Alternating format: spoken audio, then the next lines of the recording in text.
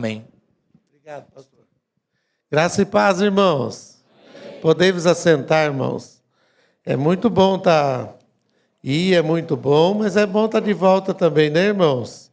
Eu tive o privilégio de participar da conferência da Fiel, ficar alguns dias lá com o pastor Luciano, com a irmã Aline, com o pastor Sérgio, com a irmã Sônia e com a minha esposa.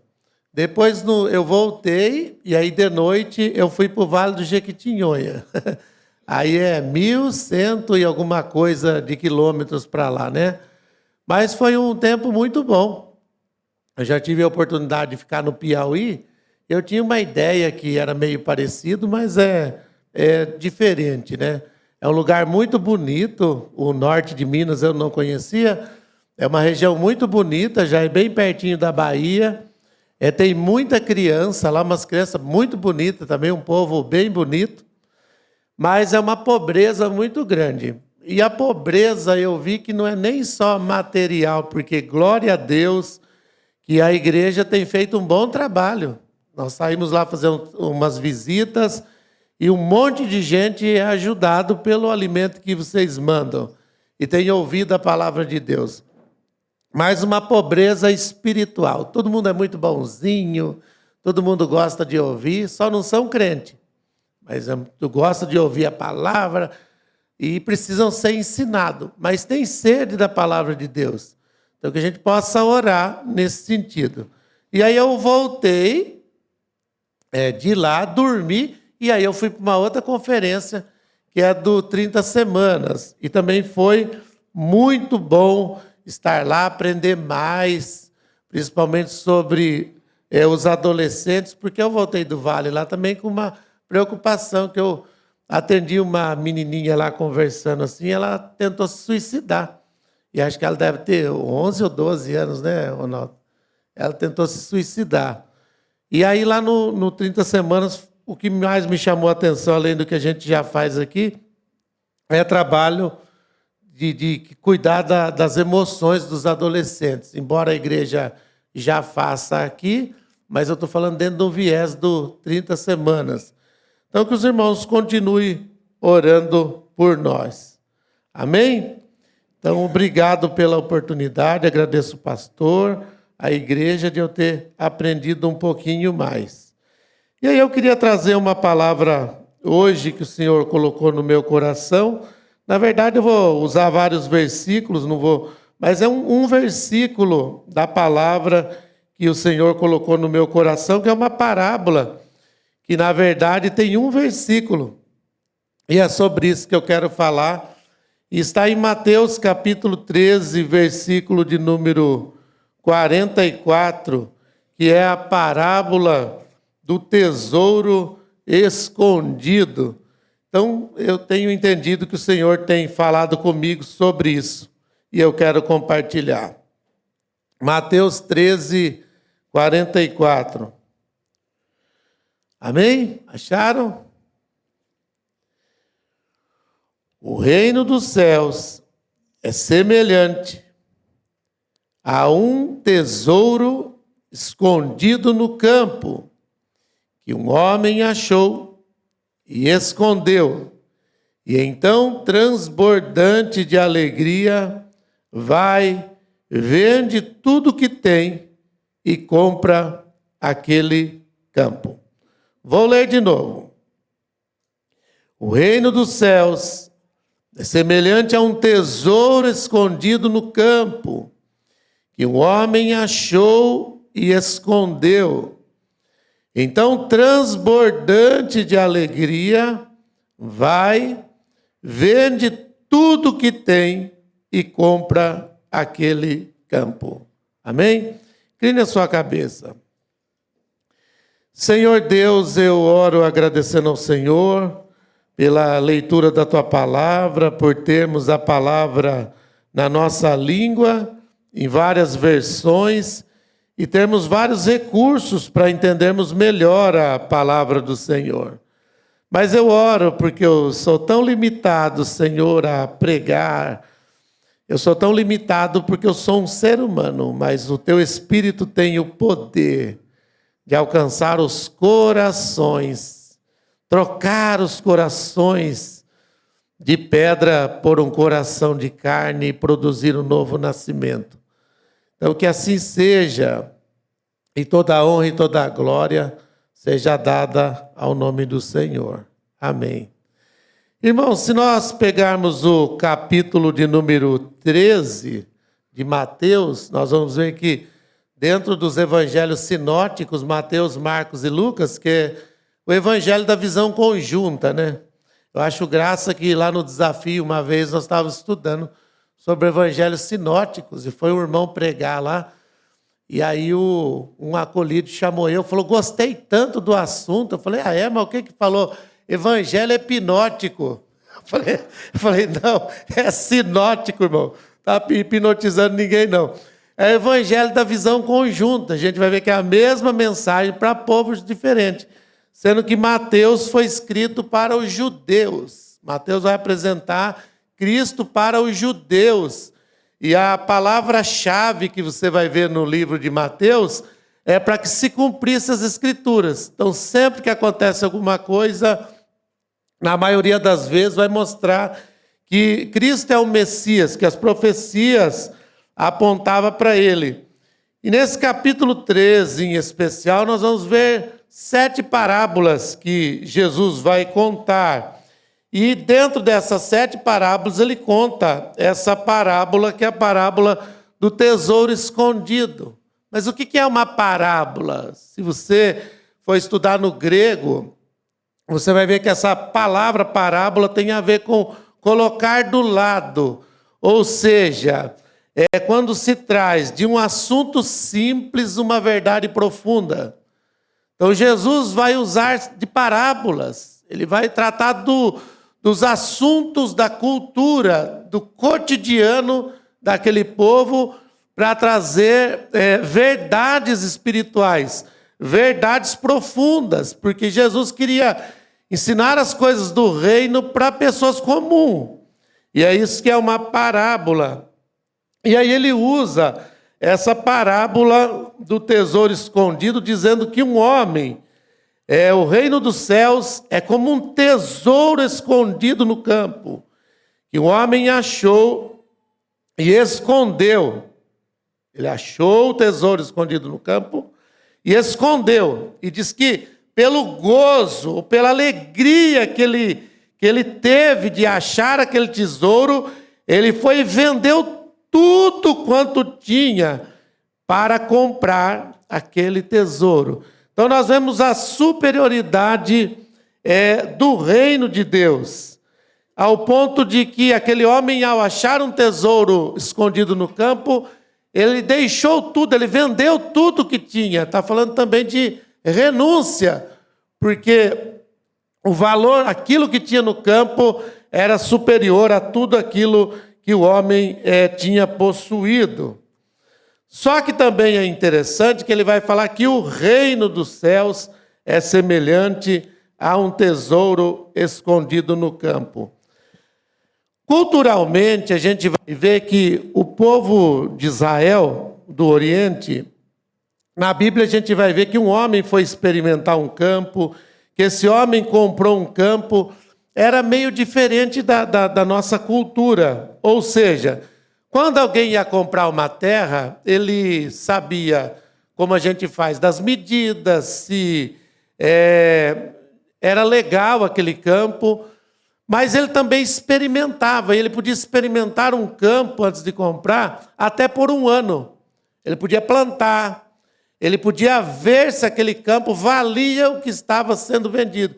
Então, pense nessa cultura, que o homem ele foi comprar um campo, ele estava experimentando, ele estava averiguando aquele campo, para ver se aquele campo era produtivo, se realmente valia a pena. Mas o que tinha um tesouro nesse campo? Por quê? Porque nós vamos ver que até na própria época de Jesus, que os judeus eles eram dominados pelos romanos, e não havia banco, havia também muitos ladrões. As pessoas tinham o hábito de esconder, enterrar os tesouros, os bens que possuíam. Só que muitas pessoas morriam, e aí ficavam os bens enterrados no campo. Então, algumas pessoas podiam comprar um campo, e ao mexer na terra, descobrir um tesouro. E é isso que alguns esperavam. Mas alguns estavam procurando uma coisa e achavam algo muito superior. Então é por isso que diz que esse homem, ao achar o tesouro, ele ficou tão alegre que ele vendeu tudo que tinha para comprar aquele campo. Mas será que ele usou de má fé? Não, ele não usou de má fé. Porque legalmente a pessoa podia comprar um campo e tudo que pertencia lá seria dele. E ele experimentando, ele teve lucro. Mas o que Jesus estava falando a respeito do reino dos céus? Veja só, Daniel capítulo 2, versículo 44. Com a graça de Deus eu vou tentar mostrar e dividir o reino de Deus em 3 partes. Primeiro, que o reino de Deus nós vamos ver no Velho Testamento, eu vou citar só esse versículo de Daniel 2 e 44, mas vários textos do Velho Testamento vão mostrar que o reino de Deus era uma promessa, que ainda não tinha acontecido. Havia uma promessa do governo de Deus, do reino de Deus. Diz assim, mas nos dias destes reis, o Deus do céu levantará um reino que não será jamais destruído. Então, quando vai ver naquela visão da estátua que está escrito, desenhada no livro de Daniel, nós vamos ver que também prometia que todos os reinos iam passar, os reinos iam se passar, mas haveria um rei eterno, um reinado eterno, haveria. Era uma profecia, o reino de Deus estava apontando para algo que ainda haveria de acontecer. E é bem interessante que quando Jesus estava pregando no ministério terreno, os judeus não entenderam o ministério de Cristo também, porque eles esperavam que Jesus ia libertar eles dos romanos e ia estabelecer um sistema de governo. Eles estavam esperando isso. Mas nós vemos que já no Velho Testamento eles esperavam que o reino de Deus se manifestasse. Depois, o segundo ponto, além do reino de Deus como uma promessa no Velho Testamento, nós vamos ver que o reino de Deus hoje, a partir da morte, da ressurreição de Cristo, o reino de Deus já é uma realidade na vida daqueles que creem, daqueles que experimentaram o Senhor. O reino de Deus já está entre nós, mas ainda é parcial. Nós já somos, mas ainda não. Já somos salvos, já somos servos, já experimentamos a graça do Senhor, mas todas as coisas do futuro serão restauradas. Inclusive o nosso próprio corpo será transformado e haverá um reino eterno, onde o Senhor habitará conosco e nós com Ele para sempre. Mas ainda não é essa realidade. Mas o reino de Deus, Lucas capítulo 17, versículo de número 21, vai mostrar que o reino de Deus já é uma realidade. O reino de Deus está entre vós. Ou seja, nós vamos ver em Efésios capítulo 2, que o nosso estado, quando nascemos, nós já nascemos debaixo do pecado, debaixo de condenação. Nós estávamos mortos nos nossos pecados, nas nossas transgressões. Adão, quando pecou contra Deus, ele entregou o governo do mundo na mão de Satanás. Mas na cruz do Calvário, Jesus venceu o diabo e expôs à vergonha principados e potestades. E ele diz: todo poder é-me dado no céu e na terra. Então agora em Cristo nós já somos vencedores. Em Cristo, no mundo espiritual, o nosso status mudou. Nós estávamos nas trevas, mas em Cristo fomos transportados para a luz. Nós estávamos debaixo da ira de Deus, agora somos filhos amados do Senhor. No mundo espiritual, o nosso status já mudou, a nossa identidade mudou, pois o Senhor nos alcançou. O reino de Deus está entre nós, mas ainda ele está de maneira presente, é uma realidade, mas ainda é parcial.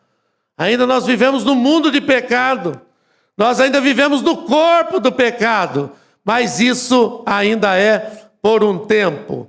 Então vemos o reino de Deus como uma promessa no Velho Testamento. Nós vemos o reino de Deus agora como presente, espiritual, mas ainda parcial. Romanos capítulo 14, versículo de número 17, Paulo vai dizer que o reino de Deus não é comida, nem bebida, mas justiça e paz e alegria no Espírito. É interessante saber essas coisas, porque se a gente estudar a Bíblia e aprender um pouco mais sobre o reino de Deus e o que é a obra de Cristo, nós vamos entender melhor também o que nós devemos esperar da igreja. Você vai ver que muitas pessoas seguiam Jesus, mas seguiam Jesus por aquilo que ele tinha para dar, e não por aquilo que ele era. Hoje também, se a gente for pensar, não é muito diferente, né? E até a gente erra, porque quando a gente vai falar para a pessoa, a gente fala: vai lá para a igreja, porque lá na minha igreja tem um curso que vai mudar o seu casamento. Vai lá para a minha igreja, porque na minha igreja o louvor é bom. Vai lá na minha igreja, tal. A gente começa a mostrar para a pessoa que se ele vir para a igreja, ele vai receber coisas. Mas o que mais importante tem na igreja, embora tenha bons cursos, é o próprio Cristo. Amém? Cristo é o principal. Então nós devemos falar: se você se render a Cristo, seus pecados serão perdoados. Se você se render a Cristo, você vai ser salvo. E se de fato a pessoa se render a Cristo, ele vai passar por adversidade que passa, mas ele não vai se sentir enganado. O foco dele vai estar naquilo que há de vir ainda. Ele sabe que ele vai passar por adversidade. Então, quando Paulo fala que o reino de Deus não é comida, nem bebida, mas é justiça.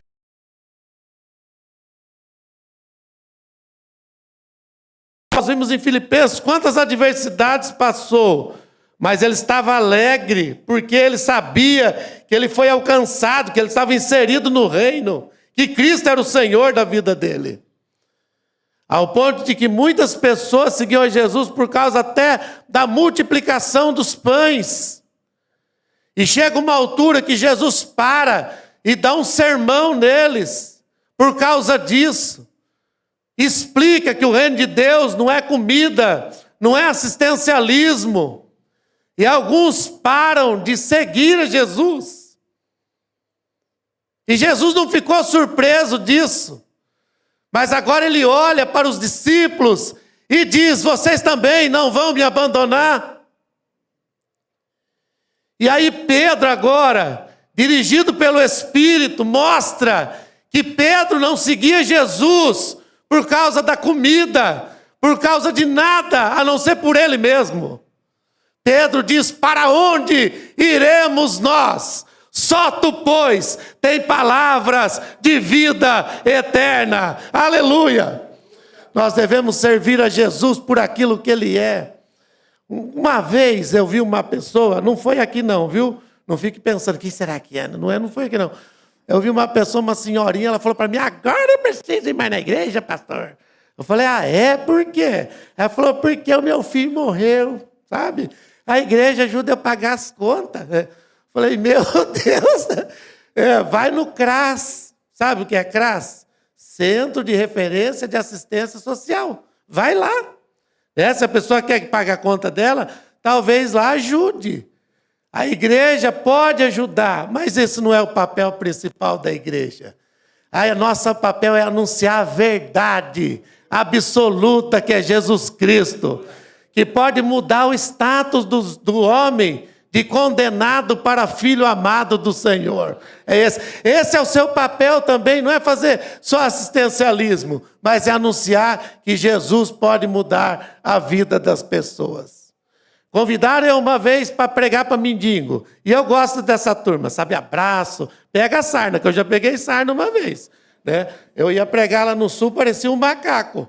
E Jesus é bom, e aleluia, uma coceira. Minha esposa ficou brava, falou, fica abraçando essa turma, agora nós estamos... Só o cachorro que não pegou sarna. Todo mundo pegou sarna. Deu uma trabalheira. Haja Ivomec. Brincadeira. E tomamos tanto remédio. Mas eu fui pregar, e saímos com a perua para a rua, irmão. Falei, leva eu então nesse tal de projeto. E levou. E para esperar a gente fumar crack. Eu falei, tem que dar o luxo de fumar. Ele espera fumar, esconde o cachorro, guarda o carrinho e vai. Aí saiu catando todo mundo e reuniu no lugar. Só que nessas andanças eu fiquei prestando atenção. Pilha de roupa assim, ó, chovendo lá, molhando no tempo, e tá lá. Aí, quando abriu a porta de uma igreja lá, cheio de roupa pendurada, primeira coisa que eles foram é na roupa. E queria comer. E ouvir a palavra de Deus, muito raro algum. E aí eu comecei a entender melhor essas coisas. Que os irmãos, sem perceber, estavam sustentando uma situação. Porque enquanto tinha alguém para dar, a pessoa estava naquela situação. Então, não é assim que a gente ajuda as pessoas, só fazer isso. Às vezes faz bem para quem dá, mas para quem recebe, continua naquele sistema. E aí me deram a oportunidade para pregar. E eu falei, realmente isso.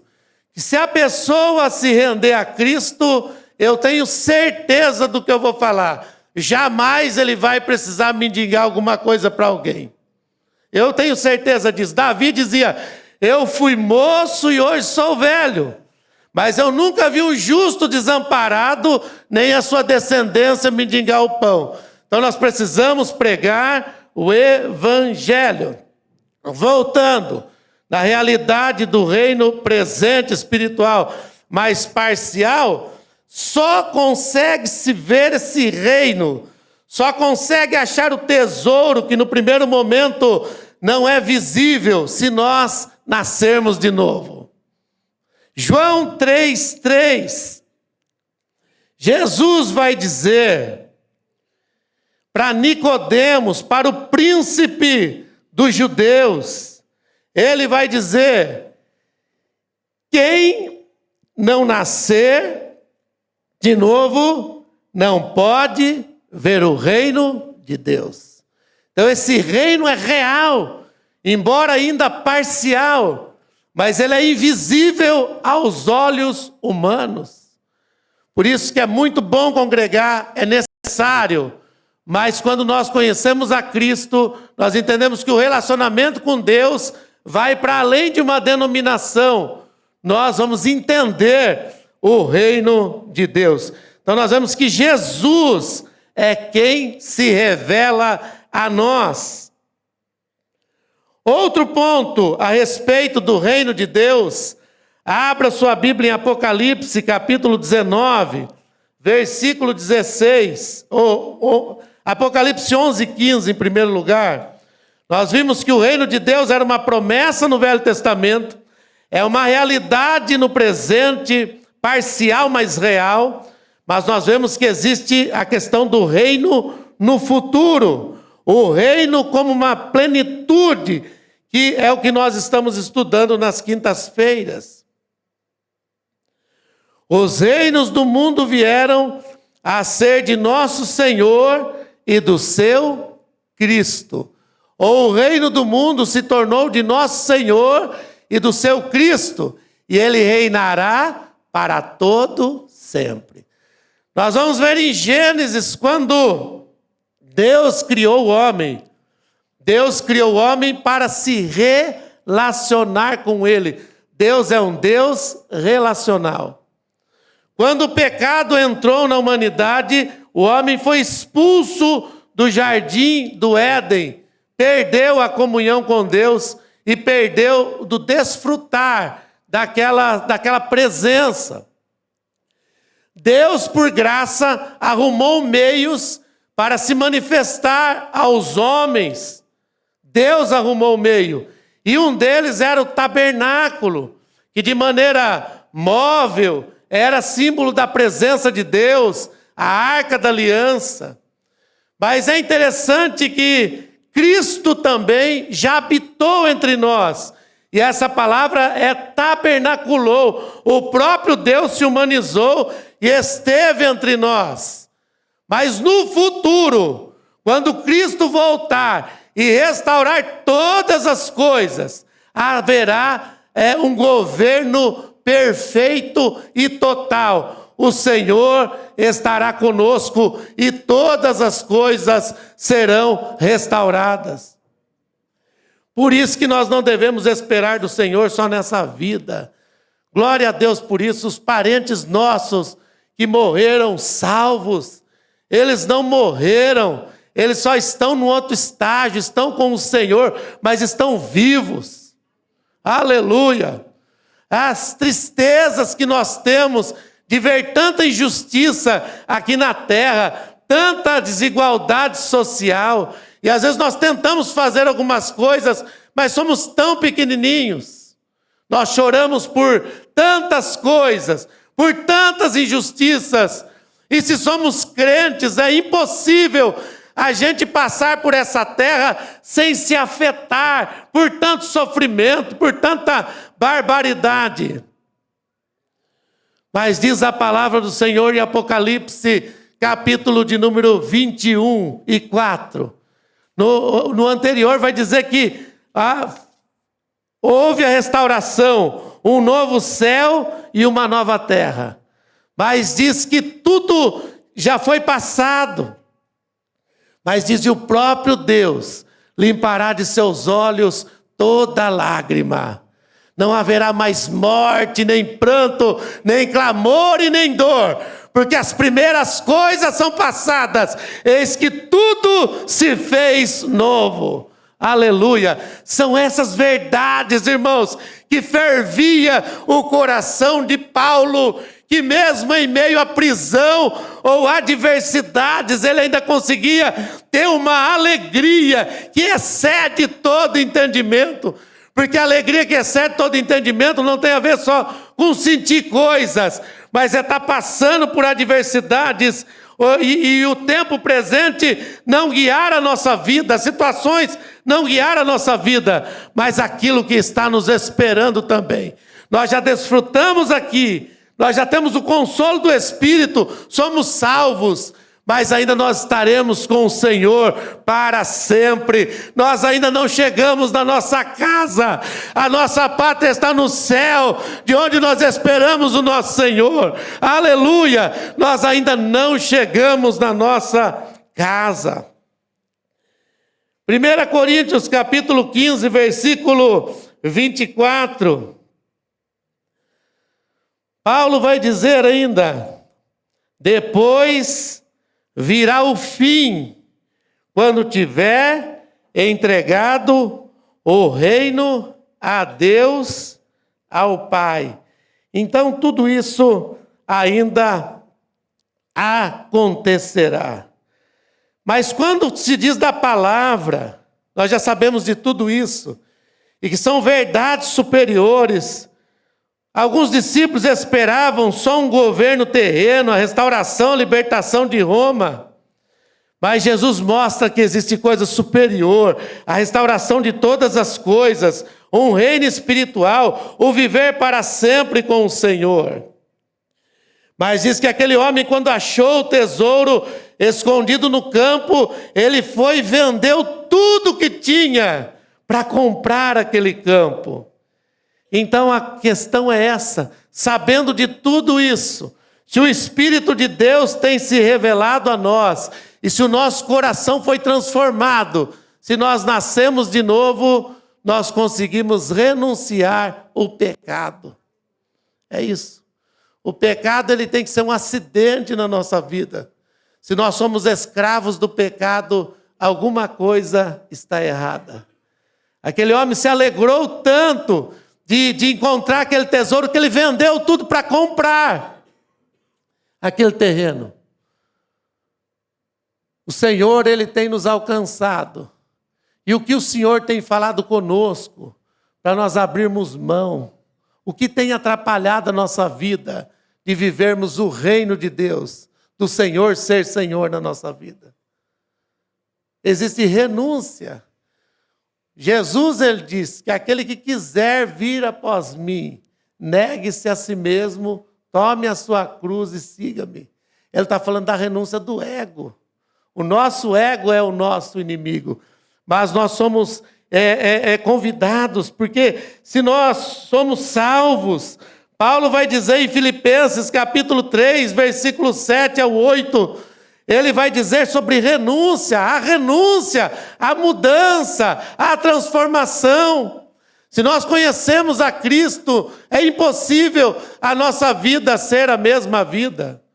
Eu já vi gente contando testemunho que largou a carreira, que largou a música, largou isso por amor a Cristo. E parece que até tomou prejuízo, porque quanto com uma tristeza, né? Como se deixou muita coisa, não é? Eu já vi isso, a pessoa falar, e pode ver, é tudo cantor falido a maioria. Tirando o Abrantes lá, eu não conheço outro, mas pagodeiro, pessoal que diz que se converteu, você já estava falido. Aí vai para a igreja cantar pagode, é melhor cantar pagode. Melhor cantar para o Senhor. Mas vai lá bater bumbo lá, porque vai explorar os irmãos, né? E às vezes não tem nem letra. Mas não era disso que eu estava pregando, né? Mas ela deu uma escapadinha aqui, deu uma derrapada. Mas é isso, quando a gente vai contar, eu tinha isso, tinha aquilo, mas por amor a Cristo eu renunciei. Não, se ele conhece quem é Jesus, lembre, o valor que tinha no tesouro fazia aquele terreno ser muito superior. Eu vou vender tudo. Isso não é tristeza, é alegria, sabe? É alegria, porque eu encontrei algo maior. Paulo vai dizer isso em Filipenses 3, 7 e 8. Mas o que para mim era lucro, isso considerei perda por causa de Cristo. Ou seja, vai ver, numa ótica humana, parece que Paulo tomou prejuízo em se render a Cristo. Era perseguidor, agora é perseguido. Ele prendia, agora é preso. Ele batia, agora apanha. Bom, o que fazia Paulo? Viver assim, irmãos. Ele também encontrou o tesouro escondido no campo. Aleluia! Nós vamos ver Moisés em Hebreus capítulo 11, versículo 24 a 26. Nós conhecemos a história de Moisés. Ele estava sendo preparado, talvez para herdar o trono, para ser um príncipe, pois ele agora, por adoção, era filho da filha de Faraó. Mas Joquebede não errou, ensinou a Moisés que haveria um Messias, que ele viria. E diz a Bíblia que Moisés preferiu ser maltratado com o povo de Deus. Ele preferiu não ser chamado filho da filha de Faraó e por um pouco de tempo abrir mão de algumas coisas, porque ele tinha em vista a recompensa, o vitupério de Cristo, o sofrimento de Cristo, a redenção, o reino eterno. Então eu tenho certeza de uma coisa: não há vício que seja impossível de ser abandonado, seja de qualquer espécie, se o reino de Deus for revelado a nós, se o Senhor se revelar a nós. Jesus é superior. Droga dá muito prazer. Infelizmente, eu já fui viciado em droga. Como dá prazer? Se não desse prazer, as pessoas não largavam a mãe, não largavam a esposa para usar. Aí você vai falar, mas custa caro, porque perde família, é verdade, mas dá prazer. As pessoas matam por causa de droga. Você já viu na reportagem, o cara parou lá, assaltou uma senhora para comprar alface? Não dá. A alface não tem gosto de nada, só do tempero que põe. Mas por causa de crack, a turma mata. Mata, sequestra, dá muito prazer. Você fica num êxtase. Depois numa depressão que dá vontade de tirar a vida. Pornografia, não é? Dá sexo. Tudo isso dá prazer porque age nas áreas dos libidos. Fizeram uma pesquisa em Portugal um tempo atrás, há uns anos atrás, que quanto mais cedo uma pessoa usa droga, o pastor falou outro dia da parte frontal do cérebro, antes dos 21, essa parte aqui não está formada, né? Por isso que as pessoas têm uma média que depois dos 21 a gente é maior de idade, porque aqui é responsável pelo controle dos impulsos. Então, com 14, 13, 11, se uma pessoa experimentar, eu vou falar de droga, mas eu acredito que serve para pornografia, uma enxurrada de prazer, quando ele é pequenininho, ele vai começar a associar que tudo que é prazer é aquilo. Tipo, se ele usou droga e era muito criança, quando falar de alegria para ele, alegria usa droga, é o que está registrado ali. Festa, aí tem uma festa para ele pensa usar droga, porque está registrado ali. E eu fiz um trabalho uma época, e não me entenda que eu estou vangloriando, acho que é a primeira vez que eu vou contar isso aqui, eu nunca fiquei contando. Eu já fiquei em Portugal uma época, 30 dias, fazendo um trabalho de busca ativa com dependente de heroína. É muito pior do que crack, a heroína. Depois de 10 anos, o olho da pessoa ainda brilha quando fala da droga. A pessoa fica podre, larga a casa, as pernas ficam podres de se picar. É muito feio. Mas a pesquisa que fizeram, a conclusão que chegaram, que essas crianças que usaram, que para alguns é condenado, porque ele está impresso no cérebro dele o prazer, uma coisa superior. Até o David Wilkerson, quando as pessoas foram analisar o desafio jovem do americano e levaram uma mulher do governo para ver por que dava fruto lá. Sabe o que a mulher fez? Uma tese. E a mulher se converteu ainda, uma mulher do governo se converteu no trabalho do David Wilkerson. O fator Jesus. Ela falou: o que muda as pessoas é o fator Jesus. Aleluia. Pode ter usado pornografia na adolescência, droga, seja o que foi, que o pecado dá prazer. Mas se Cristo se revelar a nós, não há prazer superior que a presença de Deus. Aleluia, eu creio nisso, eu experimento isso, e você experimentou. Então, se há escravidão, se você anda por cima do terreno, mas não achou o tesouro, nesta manhã, o Espírito de Deus nos trouxe aqui. Aleluia, o reino de Deus é superior. É um homem que achou o tesouro, vendeu tudo que tinha para comprar aquele campo. Ele renunciou. Então talvez não adianta ficar pregando para os outros, dando lição de moral.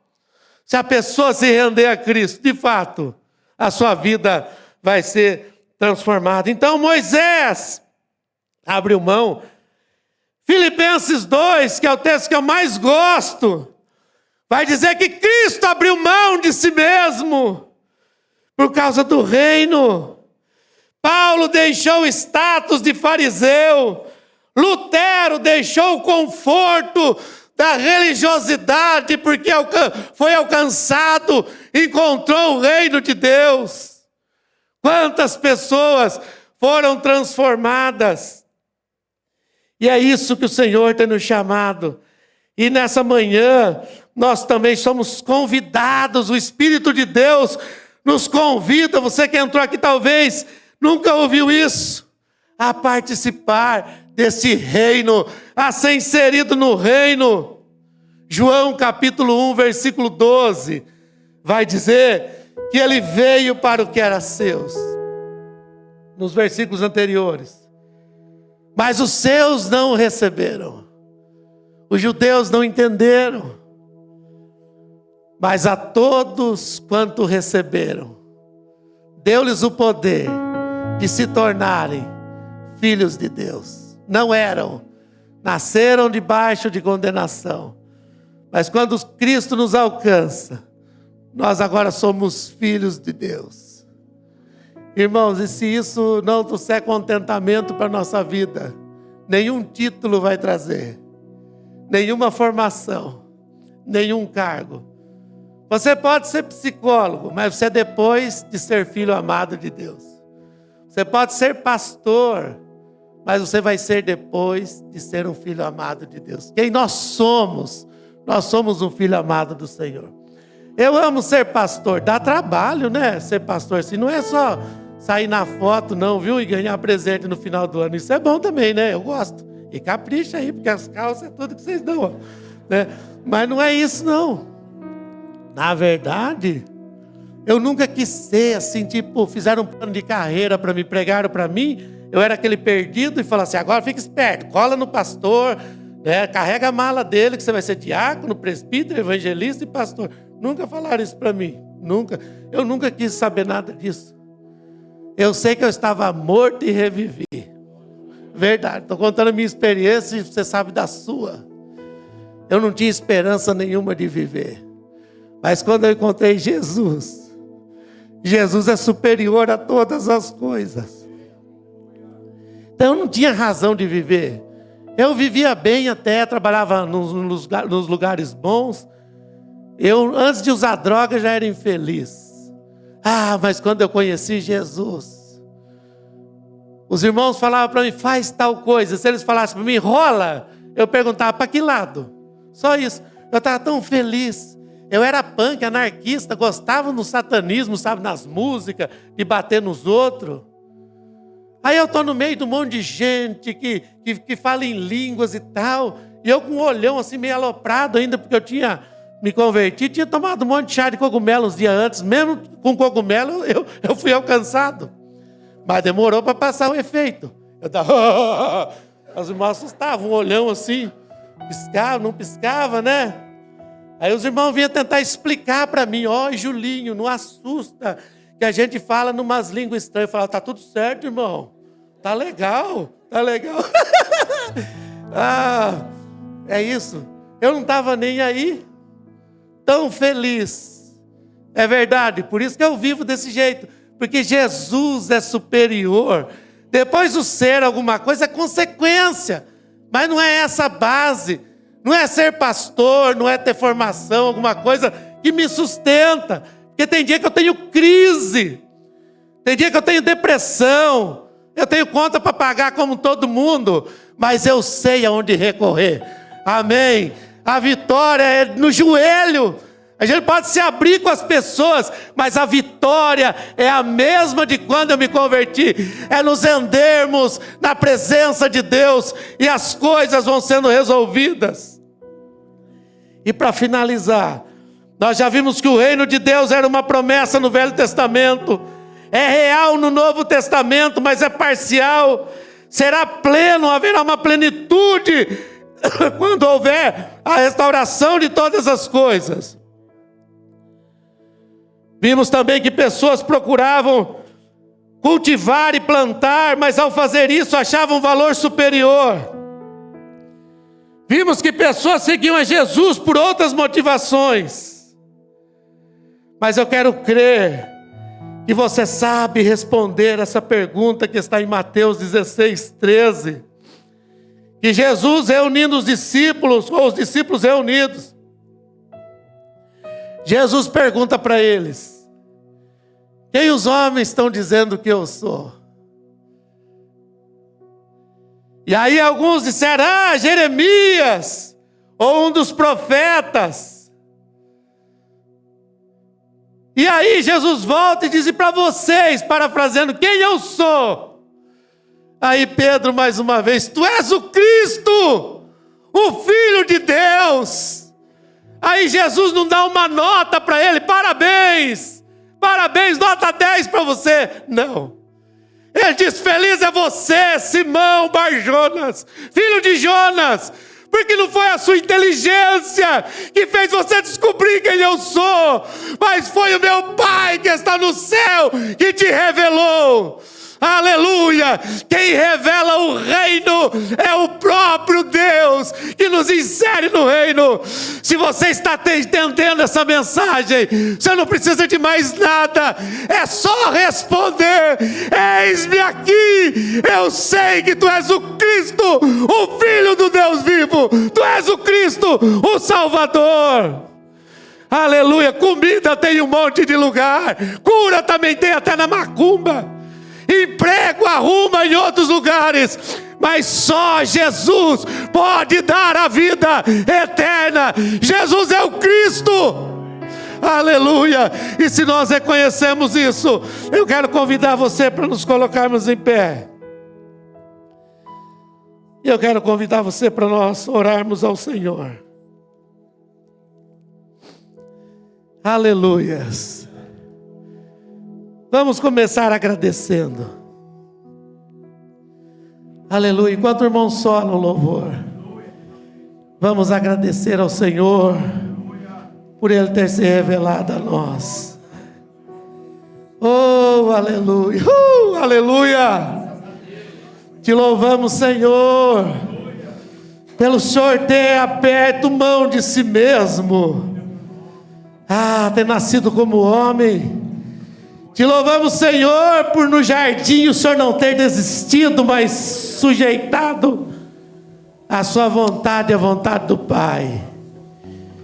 Te louvamos, Senhor, porque eu posso falar por mim, eu nunca procurei o Senhor, estava procurando outras coisas, mas o Senhor abriu os meus olhos, ressuscitou um defunto morto nos pecados e delitos. Aleluia.